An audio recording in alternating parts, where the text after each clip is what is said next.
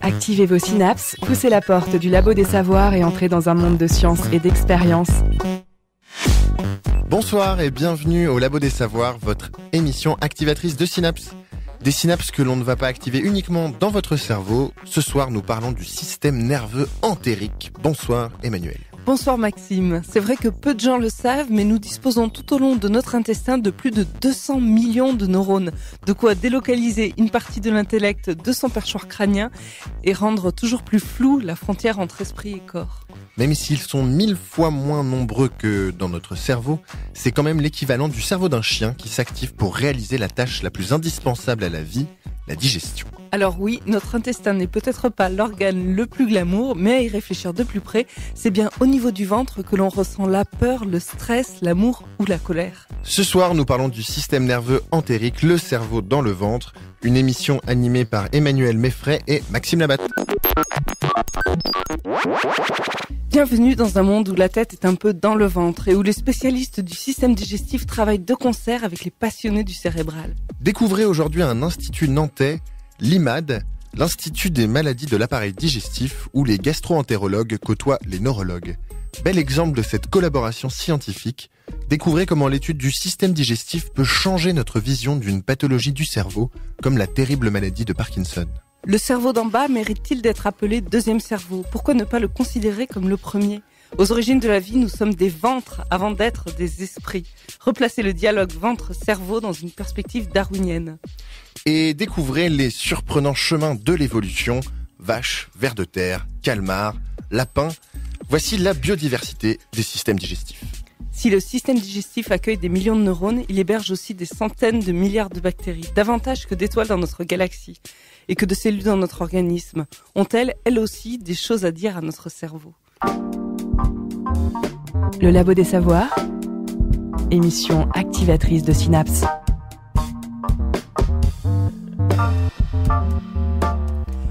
Au Labo des Savoirs, aujourd'hui, Michel Lundlist et Bernard Lardeux. Bonjour. Bonjour. Bonjour. Michel Lundlist, vous êtes directeur de l'unité de neurogastro-entérologie à l'IMAD, Institut des maladies de l'appareil digestif du CHU de Nantes. Et Bernard Lardeux, vous êtes un chercheur au sein de cette unité. Alors Michel Lundlist, vous êtes neurogastro-entérologue, chercheur spécialisé du système nerveux entérique. Comment imaginer ce cerveau du ventre ? Où se trouve-t-il déjà ? C'est assez simple, comme vous le dites, il se situe dans l'organe que vous avez défini, c'est-à-dire il se situe au sein de notre ventre. Donc au sein de notre ventre, nous avons à peu près, comme vous l'avez très bien expliqué dans l'introduction, l'équivalent d'un cerveau d'un petit animal de compagnie, chat ou chien, c'est-à-dire vous avez 200 millions de neurones et à peu près 2 milliards de cellules gliales sur lesquelles Bernard reviendra probablement plus en détail par la suite, qui sont un peu, comme vous allez l'apprendre, probablement les cellules qui participent aussi à l'intelligence de notre ventre, outre les neurones. Alors on a beaucoup d'organes dans le ventre, le foie, les reins, c'est vraiment sur l'appareil digestif en lui-même ? J'étais pas assez précis, effectivement. Quand je parle de ventre, pour moi, je considère c'est le tube digestif. Donc comme vous le savez, ce système nerveux, il tapisse le haut du tube digestif, en gros de l'œsophage, c'est-à-dire la partie supérieure, jusqu'à la partie basse de notre tube digestif, qui est tapissé effectivement par ce système nerveux. Alors Bernard Lardeux, comment est-ce qu'on définit votre domaine de recherche, la neurogastro-entérologie ? Alors, pour moi, la neurogastro-entérologie, je l'ai un peu découverte en venant à Nantes, parce que j'étais pendant très nombreuses années en dehors de Nantes. J'étais à la faculté de médecine Xavier Bichat, mais je travaillais sur un organe proche du tube digestif, qui fait partie de l'appareil digestif, qu'on appelle le foie. Et j'ai travaillé pendant de nombreuses années sur le foie. Quand je suis arrivé à Nantes, en fait, j'ai découvert ce qu'était le système nerveux entérique, que j'ignorais complètement. Et j'ai découvert un monde tout à fait intéressant et particulier.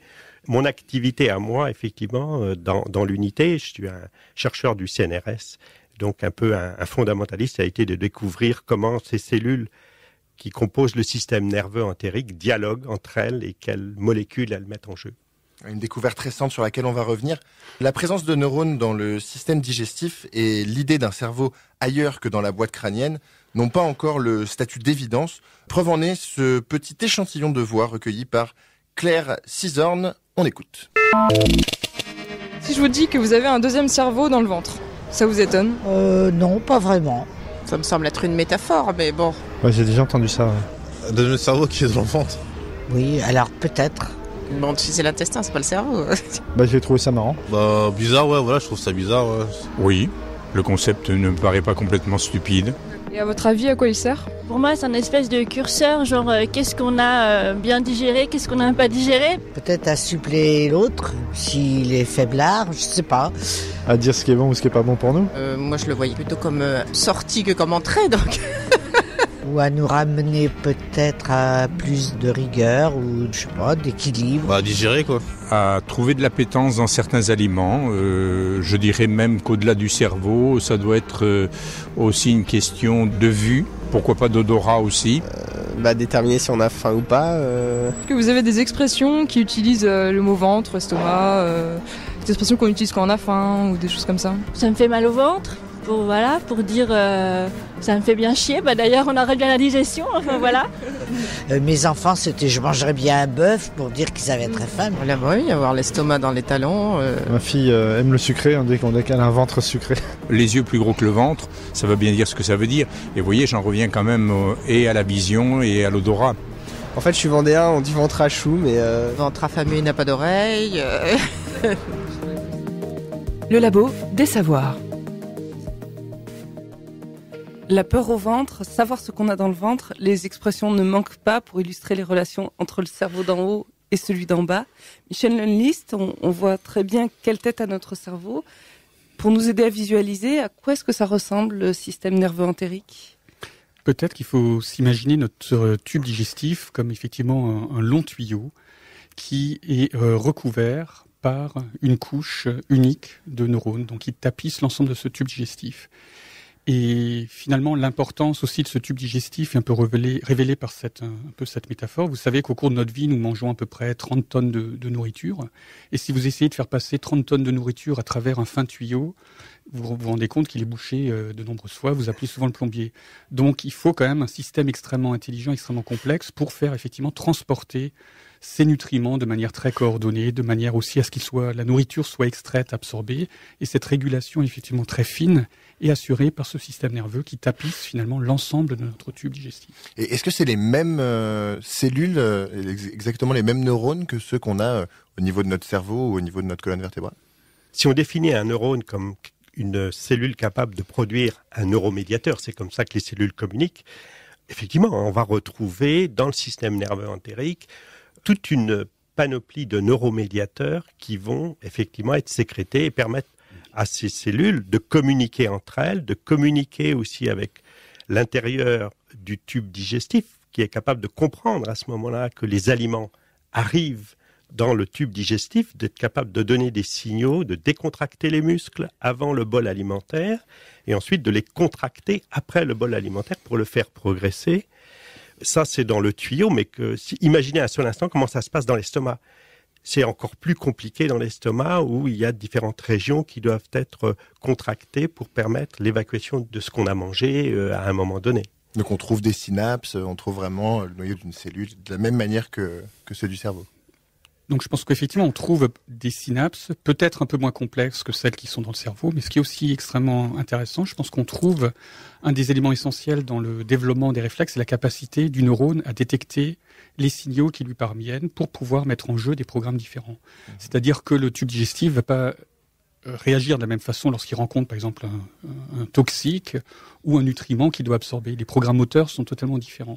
J'ai entendu dans le micro-trottoir des gens qui parlaient de goût, d'odorat dans le tube digestif. Effectivement, on retrouve finalement de plus en plus les mêmes types de cellules qu'on retrouve au niveau de l'odorat, au niveau de la langue, qui permettent justement de goûter, de senser, de détecter les nutriments et ainsi de réguler en fonction des nutriments qui rencontrent des programmes moteurs ou des programmes d'absorption qui sont totalement différents. Donc à ce titre-là, comme ce système nerveux est vraiment capable de s'adapter à son environnement et que la définition d'une grande capacité d'adaptation à son environnement, c'est la définition de l'intelligence finalement, c'est un système qui effectivement est intrinsèquement extrêmement intelligent.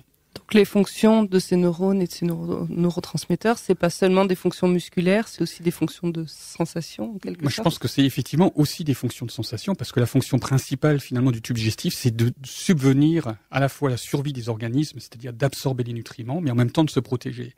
Et il y a un des constituants majeurs du tube digestif qui est responsable de tout ça, c'est notre épithélium, c'est-à-dire c'est le tapis, la peau de notre intestin qui revêt finalement, qui recouvre notre intestin, qui est la surface d'un court de tennis, qui est extrêmement fragile et qui doit être régulé de manière extrêmement délicate, à la fois en termes de détection des nutriments, mais aussi de protection.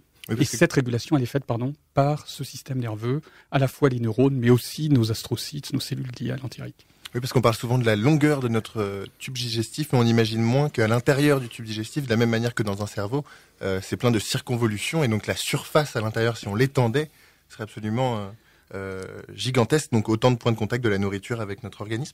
Comment fait-on pour observer ce système nerveux secondaire? Est-ce qu'on a d'équivalent d'un électroencéphalogramme qu'on pourrait mettre sur notre intestin pour observer cette activité? Les avancées finalement dans les connaissances sur ce tube digestif ainsi que dans d'autres domaines de la science sont souvent sous-tendues au développement des techniques qui permettent de mieux l'étudier.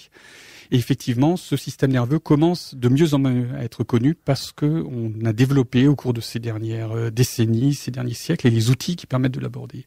Et finalement, les premiers progrès qui ont permis d'identifier ce système nerveux d'un point de vue scientifique, outre les données qu'on a issues des croyances populaires qui sont quand même un bon argument pour dire qu'il joue un rôle important, ont été faites dans les années 1850, au milieu du 19e siècle, avec des techniques d'immunohisto. Puis, au début du 20e siècle, il y a eu des développements d'outils d'exploration fonctionnelle chez l'animal qui ont permis de montrer l'importance dans le contrôle de la motricité. Dans les années 70, le développement des techniques d'électrophysiologie qui ont permis d'enregistrer à partir d'un seul neurone avec une électrode. Donc on plante une petite électrode et on mesure l'activité électrophysiologique d'un neurone. Et actuellement, on passe à des systèmes optiques beaucoup plus complexes qui permettent d'enregistrer l'activité de l'ensemble d'un réseau neuronal de la même façon qu'on développe des outils dans le système nerveux central d'exploration fonctionnelle, d'imagerie fonctionnelle cérébrale. On est dans cette mouvance où effectivement on a des outils de plus en plus pointus qui permettent de mieux comprendre comment ce système nerveux fonctionne. Et alors, qu'est-ce qu'on voit sur cette activité? Est-ce que c'est similaire au système nerveux central? Qu'est-ce qu'on observe? C'est difficile de comparer. L'environnement n'est pas du tout le même. Donc, la capacité, finalement, pour reprendre un peu ce que disait Bernard initialement, est-ce que le neurone central est le même que le neurone entérique? Il est le même, sauf que son environnement est totalement différent. Ce qui fait la différence de nos cellules, c'est plutôt leur environnement qui va permettre de les faire fonctionner différentiellement, mais d'une manière plus semblable. On voit des processus assez identiques entre ce qui se passe dans le système nerveux central et ce qui se passe dans le système nerveux entérique, avec aussi des processus complexes, même des processus sous-jacents aux mécanismes nécessaires pour la mise en place, par exemple, des processus mnémiques, donc de mémoire. Donc il y a aussi une mémorisation. Le système nerveux entérique se souvient de son passé, de ce qu'il a vécu, de ce à quoi il a été exposé au cours de sa vie. Et il en garde les traces, les empreintes. Donc il a une véritable mémoire qui n'impacte pas sur notre cerveau forcément, même si probablement il peut impacter, mais qui impacte avant tout sur notre tube digestif. Et qui donc peut créer des réflexes de digestion qui peut plutôt réguler des processus ou des défauts d'adaptation à une situation environnementale. C'est-à-dire le réflexe en lui-même, il est constitué, ce qui va moduler son réflexe, c'est effectivement son passé. C'est-à-dire qu'est-ce qu'il a vécu dans son passé va permettre que notre système nerveux entérique est plus ou moins sensible à tel ou tel aliment qui va pouvoir déclencher peut-être des processus, des dysfonctions digestives, comme la diarrhée par exemple, dans certains contextes. Mais alors, est-ce que c'est uniquement lié à la digestion ou est-ce qu'il y a aussi une dimension cognitive qu'on peut attribuer à nos neurones? Parce qu'on sait qu'il y a des liens entre notre esprit et ce qu'on ressent dans notre ventre. Est-ce qu'il y a vraiment une dimension cognitive de ces neurones-là? Il y a quand même deux choses qui sont totalement différentes. Le cerveau digestif régule les fonctions digestives. Notre cerveau central, le premier cerveau, régule les processus de douleur, de pensée. Donc ce sont quand même deux cerveaux qui sont indépendants, qui ont des tâches bien précises, mais qui peuvent interagir les uns avec les autres. L'un peut perturber l'autre, le fonctionnement de l'autre, vous voyez? Donc je ne veux pas que maintenant on dise effectivement que ce système nerveux pense. Néanmoins, il peut influencer sur la pensée, il peut moduler la pensée. Néanmoins, ce système nerveux est central pour le fonctionnement de notre tube digestif. Alors justement, s'il peut y avoir des interactions, puisqu'il y a aussi des similarités entre les deux, ça peut signifier que potentiellement les origines des pathologies neuronales peuvent se chercher directement dans le système digestif. Les médecins savent depuis très longtemps que les maux de l'esprit sont souvent liés à des maux de ventre. C'est le cas de la maladie de Parkinson que l'unité de Michel Nunlist étudie à l'IMAD. Écoutez le directeur de l'Institut, le docteur Stanislas Brulé-Desvaranes, présenter ce qui a changé dans notre connaissance de cette maladie neurodégénérative. On peut considérer d'abord le tube digestif comme un organe qu'on ne veut pas considérer comme noble parce que c'est moins noble que le rein, le cœur, je ne sais pas. Alors heureusement, c'est en train de changer d'image très fortement là ces dernières années parce qu'on a compris beaucoup de choses et notamment on a vu toute la richesse immunologique, toute la richesse bactériologique et finalement la grande complexité de ce système qui en plus nous met directement en contact avec le milieu extérieur et environnemental, puisqu'à l'intérieur de notre tube digestif, nous sommes en contact avec l'extérieur. Les choses ont bien changé, et ce qui a changé également, c'est ces connaissances sur le monde immunitaire de la paroi digestive, sur le monde bactérien, sur le microbiote intestinal. Et donc, c'est véritablement des nouveaux champs très larges qui s'ouvrent, avec beaucoup d'interconnexions avec d'autres spécialités ou d'autres maladies, pas forcément d'ailleurs digestives. Et c'est ce qu'on travaille aussi ici, c'est les connexions avec d'autres maladies, en particulier neurodégénératives. Vous savez que dans la maladie de Parkinson, il y a des lésions très spécifiques au niveau du système nerveux central. Et donc l'idée a été de se dire, mais au fond, peut-être que certaines de ces lésions peuvent être présentes dans notre deuxième cerveau, dans le système nerveux entérique du tube digestif. Et donc, avec les neurologues du CHU de Nantes, il y a eu un réel rapprochement et on a mis en place une étude qui a consisté à aller faire des biopsies, donc des petits prélèvements lorsqu'on fait une coloscopie, donc un examen du côlon par endoscopie, en prenant ces biopsies.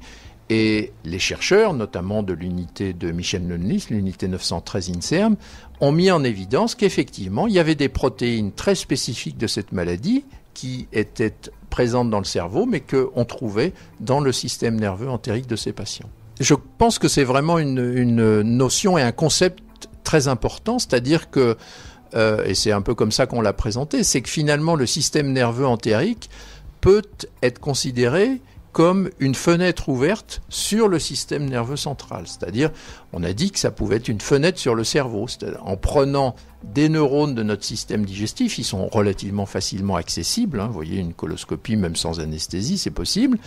Et on peut avoir donc un reflet d'un certain nombre d'événements qui se passent au niveau de notre système nerveux central et que là, on ne peut pas aller chercher avec des biopsies. Donc c'est vraiment un concept très important et que maintenant, on essaye de développer sur d'autres pathologies neurodégénératives. C'est une approche qui fait remettre en question les concepts de la maladie. C'est-à-dire que la maladie pourrait arriver, entre guillemets, de l'extérieur, pourrait passer par les nerfs du tube digestif, donc par la paroi du tube digestif, puis ensuite remonter par le système nerveux au niveau du système nerveux central et arriver ensuite dans le système nerveux central. Donc c'est pas encore démontré, c'est ce qu'on appelle l'hypothèse de Braak, mais les neurologues s'intéressent beaucoup à cette approche et c'est évidemment très important parce que dans le futur, ça veut dire qu'on pourrait diagnostiquer de façon extrêmement précoce cette maladie et peut-être empêcher qu'elle atteigne le système nerveux central si on est capable de la détecter précocement avant que justement elle ne progresse au système nerveux central. Reportages, documentaires, interviews, expériences radiophoniques, entrée dans le labo des savoirs. C'était Stanislas Brulé-des-Varennes, directeur de l'IMAD, au micro du Labo des Savoirs. Michel Lundlis, Bernard Lardeux, votre unité de neurogastro-entérologie s'est illustrée dans la connaissance de Parkinson. Est-ce que vous pouvez, après Stanislas Brulé-des-Varennes, nous présenter un peu vos recherches sur cette maladie neurodégénérative ? Pour moi, c'est effectivement l'exemple présenté par le professeur Brulé-des-Varennes, c'est un peu aussi l'exemple prototypique de la définition de ce qu'est la neurogastro-entérologie.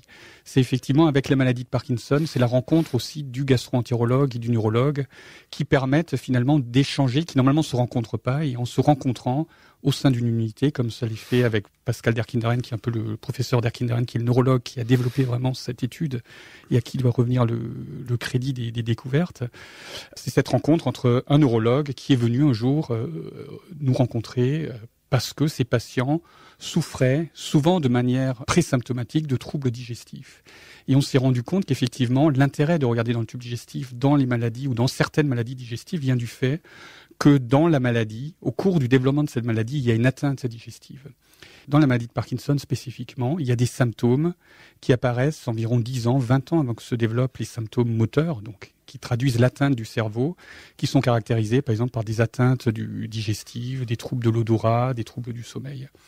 Et donc, sur cette base-là, scientifique, on s'est dit de regarder est-ce que finalement, chez ces patients, on avait aussi des lésions dans notre cerveau, du ventre, qui pourraient être identiques ou non à ceux trouvés dans le cerveau. Et c'est effectivement ce qu'on a réalisé, donc ça a mis à peu près 5 ans.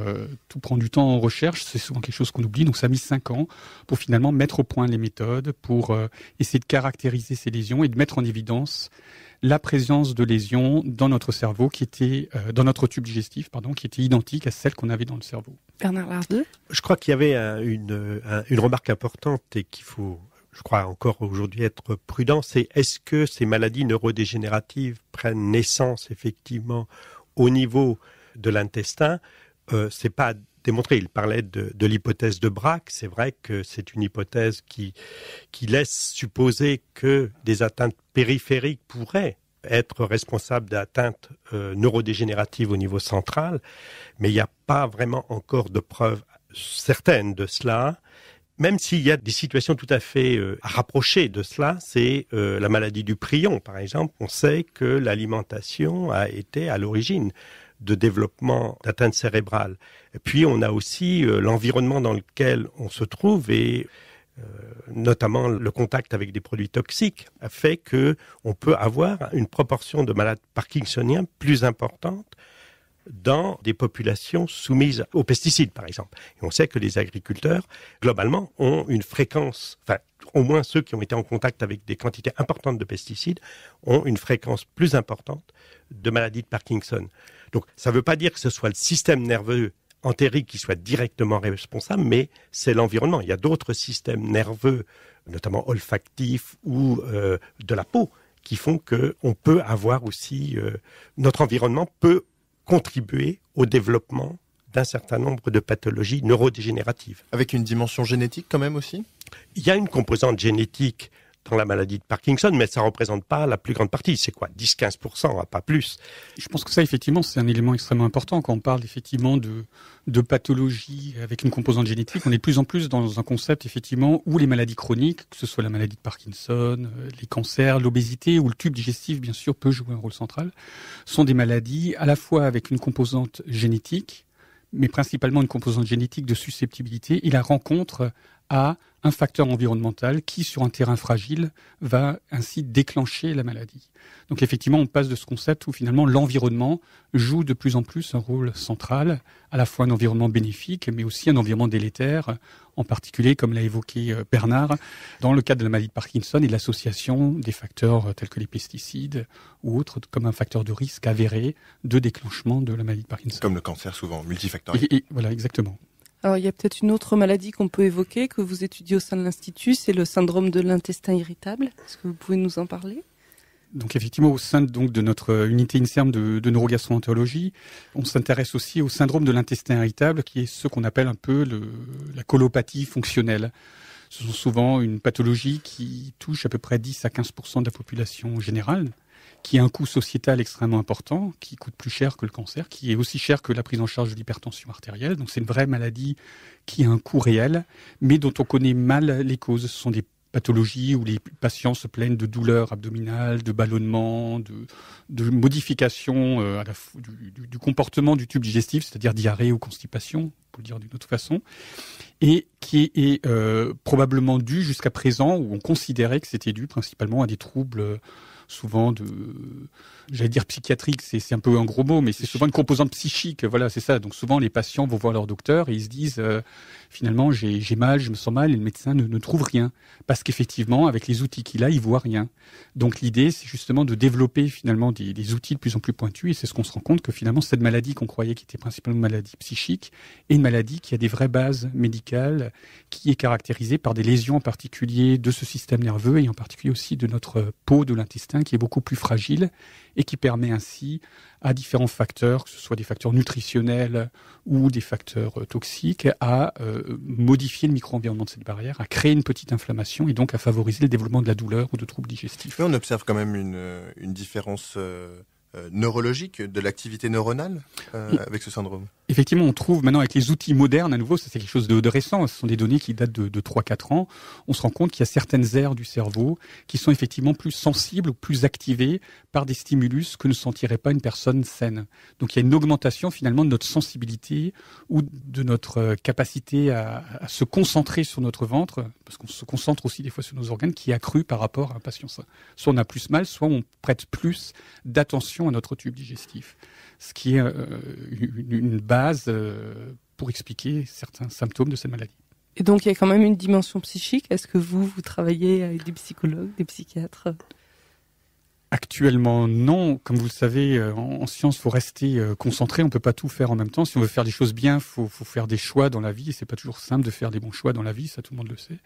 Donc pour l'instant, non, mais c'est un élément dont on a effectivement conscience, dont il faut prendre conscience dans nos travaux. Et comme on est une unité qui se développe, je pense que peut-être à terme, on inclura aussi cette composante psychiatrique dans nos travaux et centrale, comme on l'a déjà fait en accueillant 3 chercheurs récemment du système nerveux central au sein de notre unité. Donc c'est une composante qui va être étudiée à terme, probablement.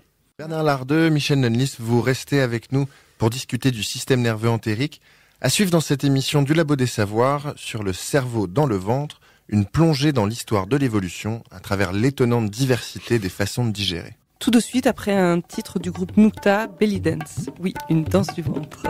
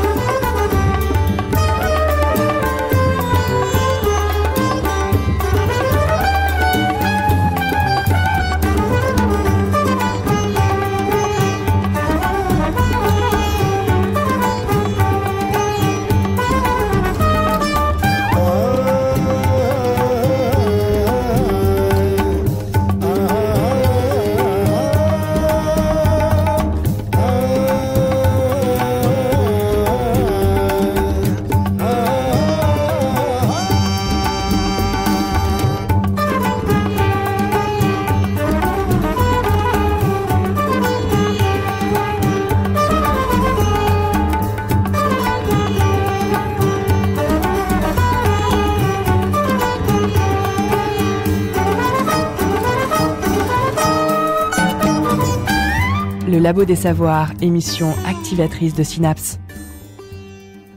Vous écoutez le Labo des Savoirs. Aujourd'hui, nous parlons du cerveau dans le ventre, le système nerveux entérique, avec Michel Nunlist, directeur de l'unité de neurogastro-entérologie à l'IMAD, et de Bernard Lardeux, chercheur dans cette unité. Michel Nunlist, Bernard Lardeux, le système nerveux entérique est souvent appelé notre deuxième cerveau. Est-il vraiment le second dans l'ordre d'apparition dans l'histoire du vivant ? Nous, on le considère finalement, et probablement à un juste titre, comme le premier. C'est un peu le cerveau originel. Comme vous le savez, les premiers organismes qui se sont développés sur Terre, c'était d'abord des bactéries, effectivement, puis ensuite sont devenus des organismes pluricellulaires. Et au sein de ces organismes pluricellulaires, dont la fonction principale était de se nourrir, une fonction principale et unique, s'est développé effectivement ce cerveau. Ce deuxième cerveau, qui est le cerveau originel. Et lorsque, au cours de l'évolution, les choses sont compliquées, effectivement, l'homme a eu besoin de chasser, enfin les organismes ont eu besoin de se nourrir de manière plus complexe. La nourriture ne venait plus uniquement à eux, ils ont dû aller la chercher. C'est à ce moment-là que s'est développé un cerveau plus complexe, notre encéphale, qui s'est ensuite développé au fur et à mesure que les tâches se complexifiaient au sein de notre boîte crânienne. Et notre deuxième cerveau est resté où il était, c'est-à-dire au sein de notre ventre. Donc c'est ce qui nous a permis d'évoluer. Et c'est ce qui nous a permis probablement effectivement d'évoluer.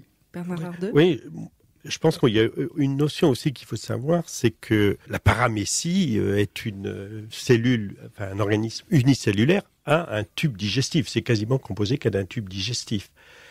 Et après, au fur et à mesure que les organismes se sont complexifiés, et notamment le tube digestif s'est complexifié, il a fallu, effectivement, pour le faire fonctionner, rajouter ou développer des moyens de coordination et d'action qui se sont développés directement auprès de l'intestin. Et je pense que de ce côté-là, effectivement, le système nerveux entérique s'est développé probablement avant le développement d'un système nerveux central sophistiqué. Est-ce que tous les organismes ont un système nerveux entérique, tous les animaux ? Si on regarde effectivement, je ne pense pas que l'organisme unicellulaire, la paramécie, ait forcément un système nerveux, puisque en fait elle a son propre tube digestif à l'intérieur de la cellule. Par contre, chez les nématodes ou même chez la méduse, voilà. La méduse est il y a un système nerveux entérique. Chez les drosophiles, il y a un système nerveux entérique. Et d'ailleurs, c'est très intéressant parce que on peut imaginer faire des approches génétiques plus faciles sur des organismes aussi simples et de démontrer que tel gène est important dans le système nerveux entérique, par exemple. Et le fait que la drosophile, qui est un support extraordinaire pour le développement de la génétique, par exemple, puisse être aussi utilisé pour faire un peu une meilleure connaissance des gènes concernés par le système nerveux entérique. Alors, les méduses, les drosophiles, effectivement, l'homme n'est pas le nombril du monde et le règne animal présente une incroyable diversité de stratégies digestives. Croyez-en Maxime Labatte et Claire Cisorne qui nous ont préparé cette visite des systèmes alternatifs. Docteur Labatte, c'est à vous. Plongeons, mes amis, grâce aux connaissances des sciences modernes, au plus profond de la vie. Allons découvrir, comme disait le poète, comment l'autre devient soi. Aujourd'hui, le système digestif. Pour commencer, avec sa forme la plus simple, nous serions tentés d'aller voir du côté des vers de terre, dont l'aspect et le mode de vie nous font penser à un petit bout d'intestin pataugeant dans la fange et dans la boue. Eh bien, détrompez-vous. À l'aide d'une simple dissection, on se rend compte que ce magnifique animal est bien plus complexe qu'on ne le croit. Avant tout, on observe une bouche, puis un pharynx, qui aspire et commence à broyer la nourriture. Ensuite, un jabot pour un traitement chimique au carbonate de calcium, puis une sorte de gésier qui broie encore la nourriture. Comme chez les oiseaux, les dinosaures, les crocodiles. Et enfin, l'intestin, où sont dégradés et assimilés les nutriments avant de ressortir par l'anus. Grâce à des techniques modernes d'observation, les spécialistes sont d'ailleurs parvenus à falsifier un vieux mythe selon lequel un ver de terre coupé en deux ferait 2 vers de terre. Comment, me direz-vous ? Eh bien, prenez un lombric classique. Coupez-le en 2 sous les parties génitales, car ils en ont. On constate que seule la partie supérieure peut survivre. Sa bouche ne peut donc pas se transformer en anus, contrairement à ce qu'affirment nombre des détracteurs de cet animal pourtant si timide et si humble. Si en matière de digestion vous cherchez la simplicité, allez plutôt voir du côté des cnidaires. Cette famille extrêmement ancienne est considérée comme l'une des premières formes d'organismes pluricellulaires. Apparu il y a 600 millions d'années, ils disposent d'un système digestif d'une simplicité surprenante, que l'on peut encore admirer aujourd'hui chez les méduses par exemple, ou les polypes. Une bouche, un estomac et rien d'autre. Comment expulser alors hors de cette cavité à entrée unique le fruit de la digestion ? Eh bien, grâce à une circulation à double sens. Leur bouche devient donc plusieurs fois par jour un anus et leur anus une bouche. Mais bien des animaux au système digestif plus sophistiqué ont recours eux aussi à des voies digestives à double sens. Prenons par exemple des ruminants, vaches, girafes, dahus, dromadaires, chèvres, etc. Ces animaux disposent de 3 estomacs. Ils vont d'abord brouter goulûment le gazon sans le mâcher le moins du monde. Il va ensuite s'accumuler dans la panse, premier estomac, Puis, une fois à ses aises, dans une position confortable, l'animal va pouvoir ruminer, ce qui consiste à régurgiter, enduire de salive et mâcher pendant des heures l'herbe bien grasse. Une fois réduit en purée, la mixture est envoyée vers le feuillet, deuxième estomac, sorte d'essoreuse organique qui assèche tout en récupérant des litres et des litres de salive. Puis vient enfin la caillette, troisième estomac, où l'herbe est dissoute grâce à des sucs gastriques et envoyée vers l'intestin, où le gigantesque amas de colonies de bactéries se chargeront de finir le travail.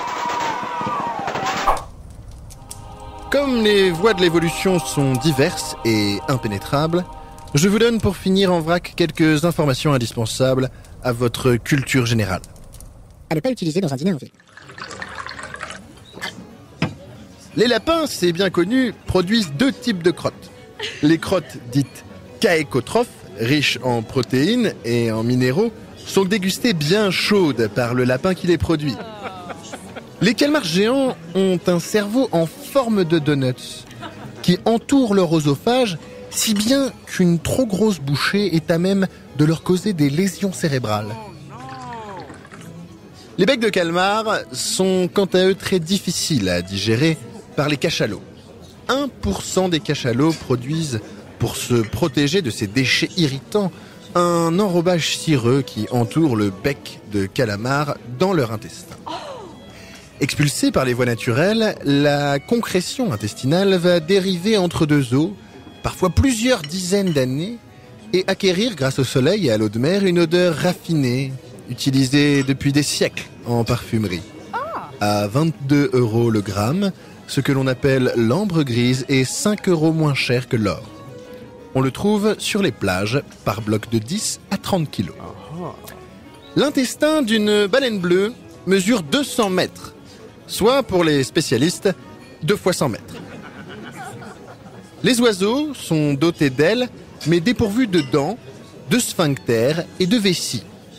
La fiente est donc composée de 2 substances, le pipi et le caca, que l'on nomme pipi-caca ou guano chez les oiseaux, et s'évacue par le cloaque, qui est en passant leur organe reproducteur.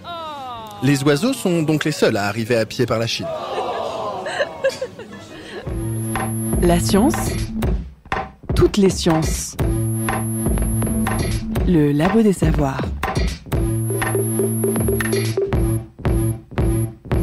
Michel Lonlis, Bernard Lardeux, le système digestif n'a pas toujours eu bonne presse, comme Stanislas Brulé-Desvaranes nous le disait au début de l'émission. On l'a longtemps considéré comme un organe moins noble. Pourtant, c'est un système extrêmement complexe. Qu'est-ce qui le rend fascinant pour vous ? Je crois que de toute façon, le tube digestif, puisque c'est de cela qu'on parle, on s'en sert tous les jours. Et donc, si on le considérait secondaire ou pas noble, je crois que on devrait y réfléchir à 2 fois, parce qu'il nous sert beaucoup. Alors, je crois que le côté est lié souvent à l'aspect pathologique, c'est-à-dire d'avoir mal au ventre n'est pas forcément agréable, et il vaut mieux effectivement avoir un mal de tête qu'avoir un mal de ventre, pourquoi pas. Donc, je crois qu'effectivement le rôle du tube digestif, c'est quelque chose qu'on considère comme secondaire parce que il a souvent été associé à des pathologies qu'on avait du mal à reconnaître comme étant nobles. Le système nerveux central s'est incroyablement développé au cours de l'histoire de l'humanité. Est-ce le cas du système nerveux entérique ? Il y a clairement eu une phase de développement. Quand vous comparez, comme vous l'avez dit dans votre reportage, le système nerveux, par exemple, d'un cnidaire, d'une méduse, à celui de l'homme, il y a clairement des différences majeures qui existent. Effectivement, la proportion, le développement est probablement pas le même entre un système nerveux central et le système nerveux digestif. Néanmoins, il existe et il est important. Et il traverse tout le corps, ce qui n'est pas le cas de tous les animaux. L'ensemble du tube digestif est considéré en biologie comme l'extérieur du corps ?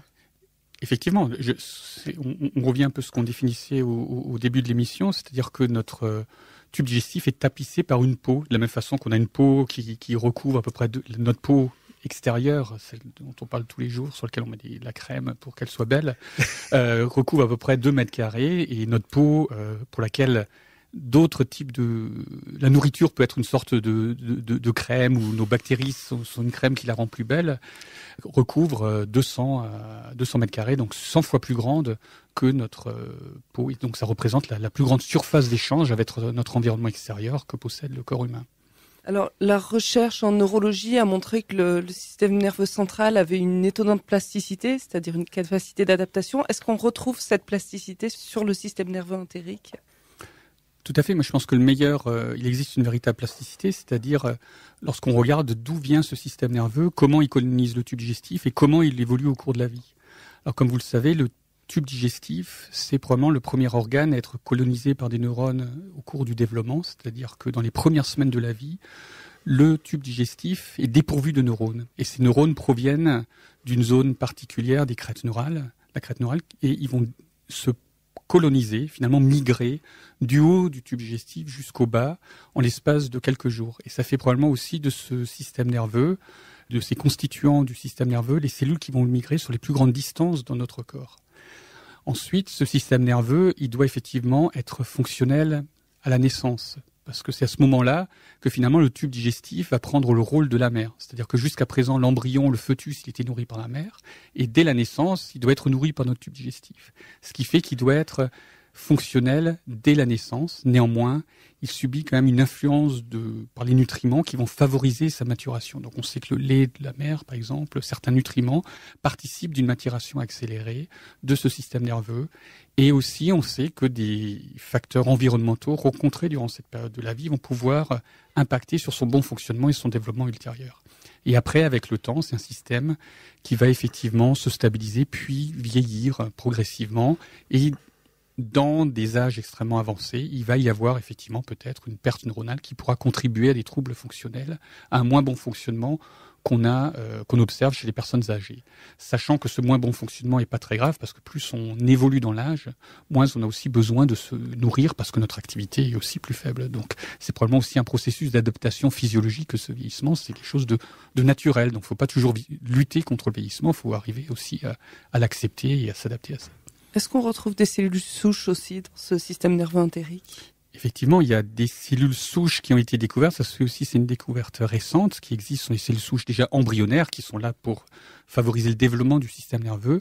Mais on sait aussi que probablement à l'âge adulte, il existe des cellules souches parce qu'on a montré dans des expériences où on induisait des lésions de ce système nerveux qu'elles étaient capables de se réparer grâce à la présence de cellules souches. Et une des sources finalement de ces cellules souches sont probablement les cellules gliales entériques. Alors revenons au tube digestif. On a noté tout à l'heure qu'une de ses particularités, c'était la présence de bactéries.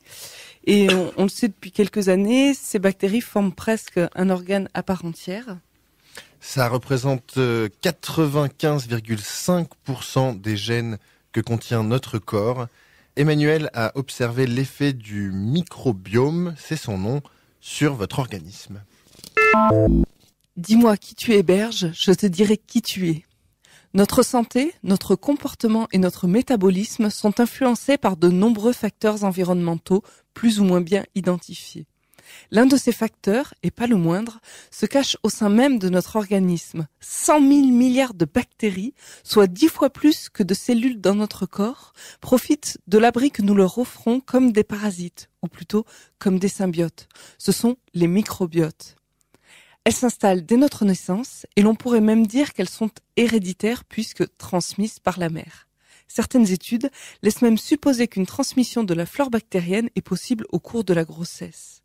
Dès cet instant, les bactéries nous accompagneront toute notre vie. Pourquoi notre système immunitaire, dont c'est théoriquement le rôle, ne les chasse-t-il pas ? Pour survivre dans notre tube digestif, les bactéries éduquent notre système de défense. Nous apprenons ainsi lesquelles sont nos alliés et lesquelles sont dangereuses. Par ailleurs, en monopolisant l'espace disponible dans nos intestins, elles empêchent d'autres pathogènes de s'installer. Gare aux abus d'antibiotiques qui perturbent cet équilibre fragile et laissent le terrain libre aux envahisseurs. Mais leur influence sur notre santé ne s'arrête pas là. Plusieurs études sur les animaux montrent que de la colonisation de notre tube digestif dépendent les risques de survenue d'obésité ou de diabète. Ainsi, selon le type de bactéries majoritaires chez un individu donné, la capacité de mobiliser les sucres ou stocker les graisses est différente. De ce fait, l'étude de ce microbiome permettrait de dresser une carte d'identité bactérienne pour chacun d'entre nous et prédire les risques de maladie. Difficile, pour autant, de modifier la population bien en place dans nos intestins. Les compléments chargés de probiotiques, tels que les yaourts, n'ont hélas qu'un effet transitoire, quoique bénéfique.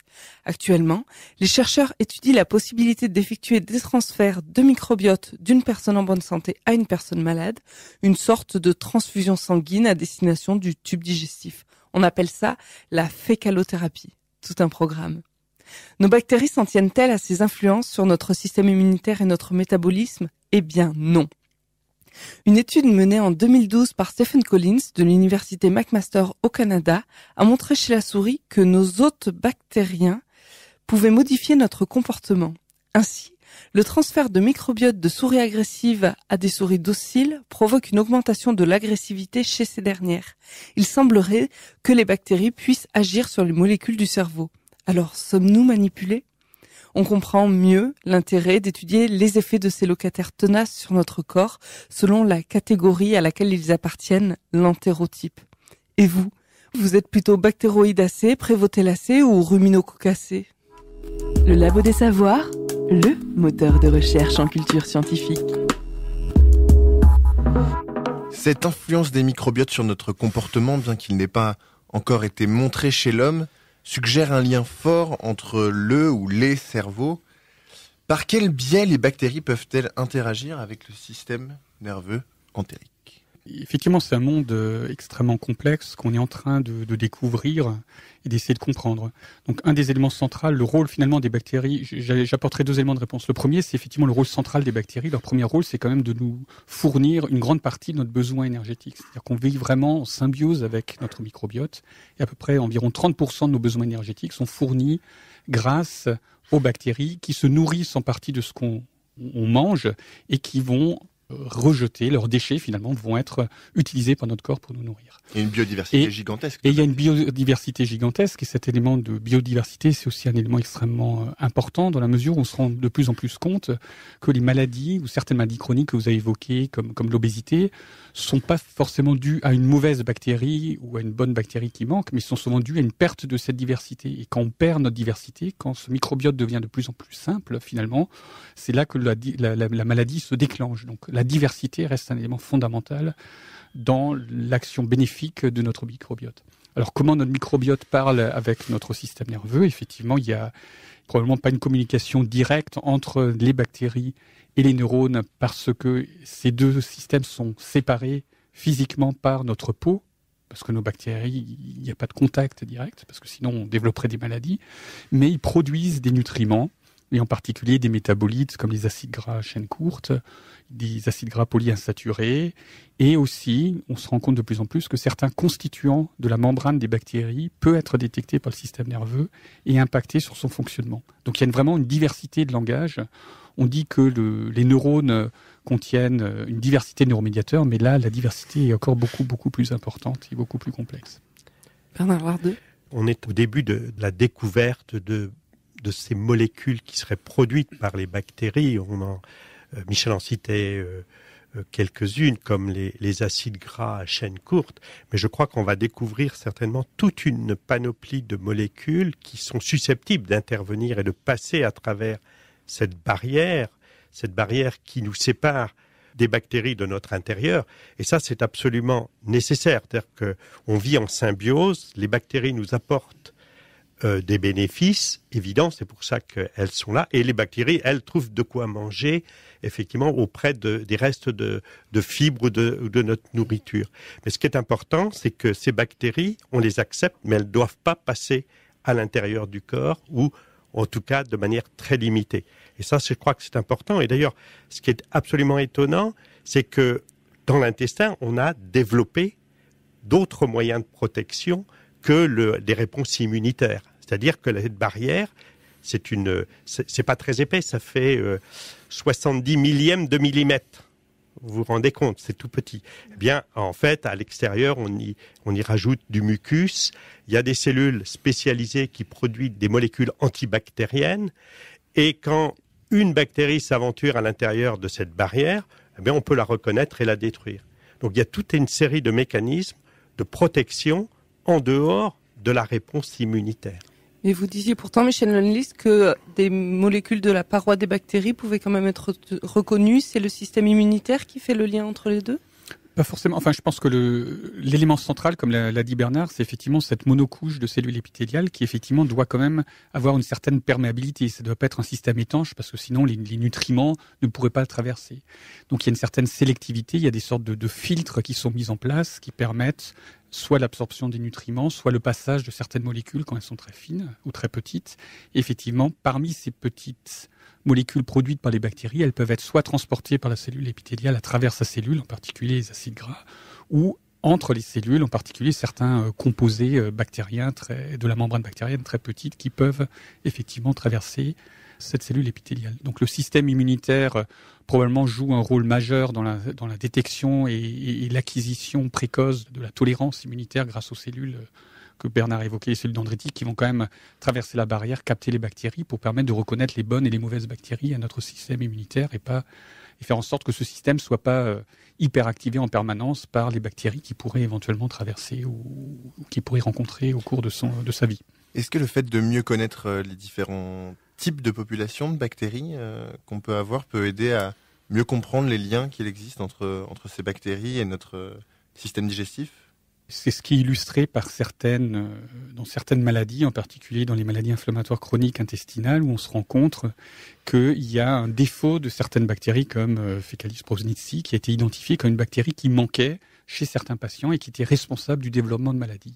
Il y a aussi un changement de paradigme en microbiologie, parce qu'on pensait souvent que les maladies étaient dues à des mauvaises bactéries. C'est pour ça qu'on a fait développer des approches d'antibiothérapie pour essayer de détruire les mauvaises bactéries, mais on se rend compte que des maladies peuvent aussi être dues à un manque de bonnes bactéries, ce qui est une révolution en soi et ce qui sous-tend aussi peut-être la nécessité ou le développement d'approches qui visent à remplacer ces bactéries qui sont manquantes par ce qu'on appelle les probiotiques pour remplacer justement ces bactéries manquantes. C'est presque des approches écosystémiques. On ne soigne plus que l'individu, on soigne aussi tout l'écosystème auquel il est. Et on soigne l'écosystème. C'est vrai que souvent, on se rend aussi compte que les maladies sont pas simples forcément avec une bactérie qui manque, mais souvent c'est un complexe, un groupe de bactéries qui est manquant et on développe des approches un peu multithérapie bactérienne, entre guillemets. Bernard Lardeux. Oui, je voulais juste rajouter, si je peux me permettre, une information. C'est que l'alimentation va jouer un rôle important dans le développement du microbiote et que l'apport de fibres, par exemple, est certainement un élément important permettant non seulement aux bactéries de fonctionner, mais aussi de maintenir un équilibre entre ces populations bactériennes qui sont importantes pour éviter effectivement que certaines prennent le pas, qui seraient plutôt pathogènes, prennent le pas sur les autres. Donc je crois qu'il y a un contrôle du microbiote et des différentes populations bactériennes entre elles qui est absolument essentiel de préserver pour éviter éventuellement de développer ou de favoriser le développement de pathologies inflammatoires, par exemple, de l'intestin. Alors plus généralement, et un peu pour conclure, quels sont les grands défis que la neurogastro-entérologie va devoir relever dans les années qui viennent ? Quels sont, vous, les points sur lesquels vous vous focalisez ? La grande difficulté de la neurogastro-entérologie, à mon avis, c'est qu'elle s'intéresse à un organe qui est extrêmement complexe et probablement l'organe le plus complexe de notre corps humain, même plus complexe que le cerveau. Je sais qu'on ne va pas se faire d'amis, mais quand vous regardez la diversité de constituants cellulaires que vous avez au sein de votre tube digestif, effectivement, vous retrouvez au sein du tube digestif l'ensemble des types cellulaires dont sont composés les différents organes de votre corps. Et en plus, vous avez votre microbiote à l'intérieur. Donc on est face à un défi où on doit utiliser finalement les outils technologiques qui se développent, ce qu'on appelle les omics, pour essayer de mieux comprendre ces interactions entre les différentes cellules qui existent et comment ce système nerveux est capable de réguler, de moduler ces interactions et de les faire fonctionner, non seulement à un temps donné de la vie, lorsqu'on est malade, mais surtout intégrer cette évolution au cours de la vie, de la conception finalement jusqu'à la naissance. Donc on arrive face à une complexité énorme, on a des outils qui commencent à être développés qui permettent à répondre à cette complexité Et je pense que on est maintenant sur une bonne voie pour mieux comprendre son rôle dans la santé et dans la maladie, dans les maladies, non seulement digestives, mais aussi extra-digestives. Alors, moi je voudrais juste donner une information complémentaire, c'est que peut-être les enjeux, en tout cas de la neurogastro-entérologie à Nantes, c'est aussi d'étudier cette population cellulaire si importante que sont les cellules gliales entériques et sur lesquelles on fait vraiment un effort important parce que ce sont des cellules qui, évidemment, comme les astrocytes au niveau du système nerveux central, jouent un rôle important vis-à-vis des neurones, mais ça va bien au-delà. Ça va avec toutes les relations qu'il peut y avoir avec cette fameuse barrière épithéliale, avec son comportement dans les maladies inflammatoires. Est-ce que ces cellules gliales sont modifiées? Est-ce qu'elles jouent un rôle également? Ce qu'il faut savoir, c'est que cette fameuse barrière de protection, elle fait 200 mètres carrés, mais vous la remplacez totalement tous les 7 jours. Et donc, il y a dans notre intestin et de cette barrière la potentialité de renouvellement qui est absolument extraordinaire. Et on se pose là de vraies questions sur le rôle du système nerveux entérique et surtout des cellules gliales entériques dans ce renouvellement de la barrière. Ces mêmes cellules gliales ont aussi potentiellement un effet sur toute la vascularisation qu'il peut y avoir. Parce que c'est bien de digérer, c'est bien d'avoir des nutriments, mais il faut les récupérer. Et donc, potentiellement, ces cellules gliales ont aussi un rôle important. Donc, je crois que l'unité dirigée par Michel, c'est aussi vraiment focalisé sur le rôle aussi de ces cellules gliales entériques dans le fonctionnement du système nerveux entérique. Et ça, je crois que c'est relativement original et presque unique, en France en tout cas, et voire bien au-delà, parce que elles ont une potentialité absolument importante. Michel Nolist et Bernard Lardeux, partons vers la dernière séquence de cette émission, les conseils de lecture ou de visionnage destinés aux curieux. Le rendez-vous des curieux. Tout d'abord, un documentaire, Le ventre, notre deuxième cerveau, où vous pourrez retrouver Michel Nolist, Stanislas Brulé-Desvaranes et d'autres chercheurs de l'IMAD. Diffusé sur Arte en février, il sera projeté à Nantes demain soir au cinéma Le 14A. La projection sera suivie d'une rencontre. Michel Nolist, vous y serez ? Oui, avec plaisir, en espérant que vous serez nombreuses à venir et à échanger sur ce film. Est-ce que vous avez des suggestions? Oui, concernant le film, je veux simplement vous dire également que ce film sera également projeté le 20 mars. Il sera également projeté au 14A. Et là, pour cibler une population qui m'est chère, ce sont les jeunes lycéens seront invités à venir voir le film et à le présenter. Alors, concernant les liens qu'on peut fournir sur cet aspect donc du système nerveux entérique ou le ventre, notre deuxième cerveau, je crois qu'on peut aller sur la chaîne numérique de Arte qui donne d'autres informations, celles que l'on a présentées ici, mais aussi un documentaire qui a été réalisé en Allemagne par Xenius et qui reprend un certain nombre d'éléments qu'on verra dans le film. Le thème abordé, c'est l'intestin, cerveau des émotions. Donc ça veut tout dire. En dehors de ça, les livres, alors il y a un livre qui est tout à fait intéressant à lire. Il est rédigé en anglais, certes. C'est le livre de Michael Gerson de l'Université de Columbia et qui s'appelle Enteric Nervous System. Donc ça, c'est peut-être à voir. Et puis il y a aussi pour les plus, les plus intéressés par le système nerveux entérique et d'une meilleure connaissance fondamentale, il y a, je pense, le livre de John Furness, qui est extrêmement intéressant, qui a été rédigé à Melbourne. Concernant Michael Gerson, c'est The Second Brain, et de John Furness, c'est The Enteric Nervous System. Le deuxième cerveau. Voilà. Michel Nolist, une référence peut-être à nous conseiller? Il y a relativement peu de... Comme vous le savez, c'est un domaine qui est en plein essor. Il y a peu de références, et Bernard m'a pris la primeur, donc il a cité, mais je conseillerais néanmoins le livre effectivement de Michael Gerson de Second Brain que vous trouverez sur Amazon. On n'a pas le droit de faire de pub peut-être, mais vous le trouverez sur Amazon néanmoins. Bien, Michel Nolist, Bernard Lardeux, merci beaucoup d'avoir répondu à notre invitation. Merci à vous. Merci à vous. Oui. C'était le Labo des Savoirs, le cerveau dans le ventre. Retrouvez cette émission dès demain en podcast sur Internet. N'oubliez pas de suivre le Labo des Savoirs sur les réseaux sociaux en usage. Vous pouvez également recevoir notre lettre d'information, notre newsletter, sur simple demande par mail à l'adresse labodessavoirs@prune.net. À la technique ce soir, l'incroyable Claire Cisorne. À la rédaction en chef du Labo des Savoirs, l'amazing Guillaume Mézières. Et au micro, Emmanuel Meffray et Maxime Labatte. Merci à tous et à la semaine prochaine. Retrouvez l'équipe du Labo des Savoirs les mardis et mercredis de 19h à 20h sur le 92 FM et le www.prune.net.